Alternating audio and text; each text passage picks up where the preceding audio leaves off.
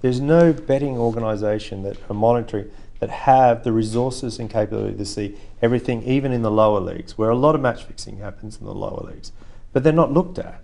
So lower leagues, where? Lower leagues, I would say a lot of lower leagues across Europe. England? I would say England. I would say across continental Europe, Eastern Europe for sure. If you want to make a lot of money on that game, you have an enormous sports betting market that actually fuels and finds the more vulnerable players. So we're talking about a very complex thing across many continents. It's a very hard thing to tackle. You also threw in government. In whose interest at government level would it be to arrange for matches to be fixed?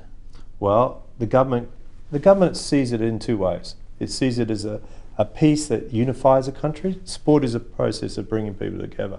So it always wants to make sure, if football is the #1 game in your country, you as a Prime Minister or President, you want to make sure that there's games being played.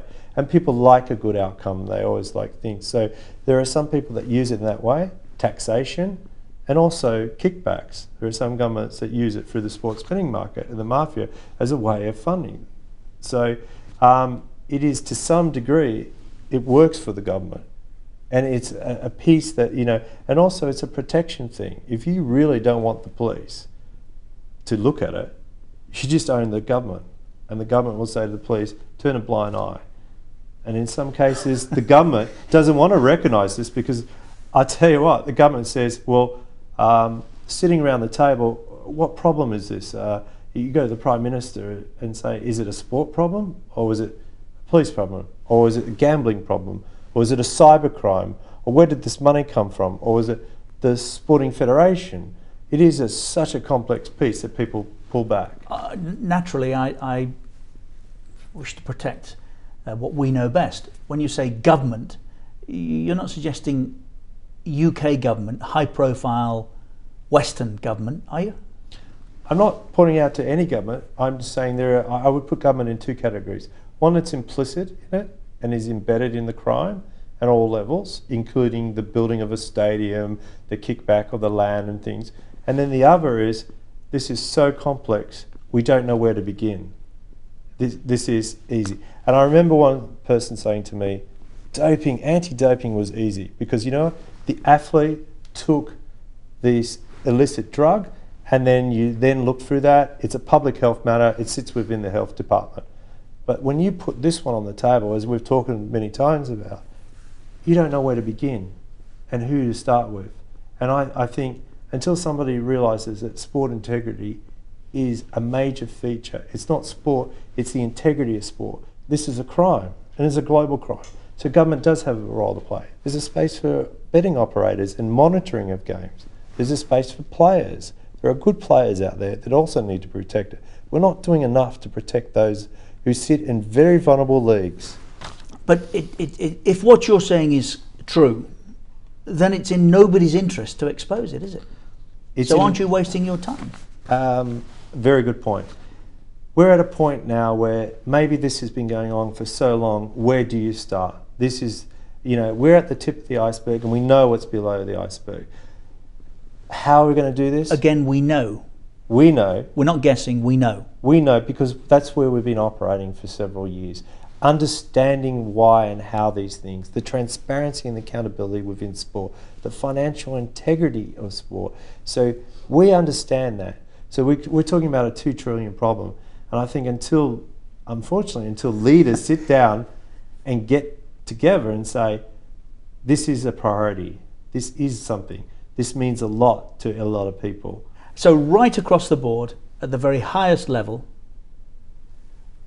to the bottom of the pile, where is it more likely that there will be match fixing? Where is there more money to be made?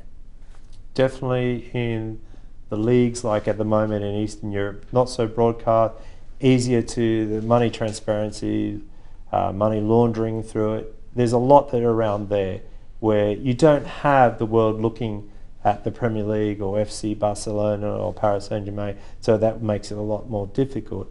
But where you have a lot of the leagues that are still trying to get to that that right of having global media broadcast sponsorship and things like that. So that's where we're seeing a lot of vulnerability.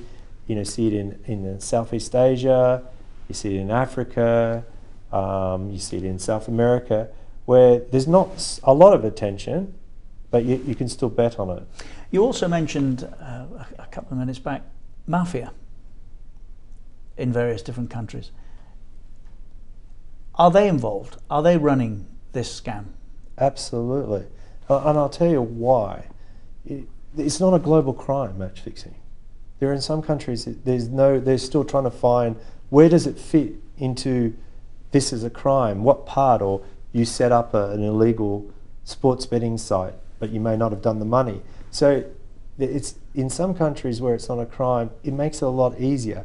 And because there are so many hands that wash it, from where the fixer is on the ground to the person supplying the money to the person doing the illegal betting site, it makes it a nicer, comfortable way of doing organised crime. And we know of some people where they say, in South America, we've heard this, we're not going to run drugs because everybody's looking at drugs. Everybody's seeing. We know what happens when you get caught. You go to jail, this will happen, that. This is a much easier way of making money. How ultimately then do you get a result? You've said yourself once or twice, internationally it's not a crime. There are some places in the world where it is, of course, but many more that it isn't. How do you get a result, and what is a result for you? What are you looking to achieve? So we look at some ways where we can influence policymakers, we can get governments to make aware, and one of the biggest things we're trying to do is get government to speak about it. You know, if a game's played in the UK and the money comes from Northeast Asia, this is only the government to government, law enforcement to talk about it, the sporting federation to identify, to facilitate this. And so that's what we're hoping. So our results come on a lot of different levels. We've also, one of the big things that we're also very keen about helping is stopping human trafficking of young players that come out of Africa, looking into leagues into Europe. So human trafficking. You've taken us off in another direction. Absolutely, because corruption is one of many things and many forms of the game. Is there a league? I mean, you mentioned Premier League, Bundesliga. You didn't mention La Liga, Spanish league, funnily enough. But is there a league in the world so much in the grip of those who organise and orchestrate this kind of thing that there is a danger it could implode? I think leagues in Eastern Europe are at that point, where I think now, right now I think there will be some in South America where they are in Africa continent, we know, and some in East Africa where. But you see, if we're in Europe, that doesn't matter. Absolutely, it doesn't matter in Africa and South America. But what does matter is we're talking about the global game, and to us, football should be clean wherever it's played around the world. So to me, this is a passionate thing because I want sport back to the players and the fans. And those players are important because we're not doing enough to protect the players, and the fans deserve this, and the children who are in the football academies now who want to become a professional player.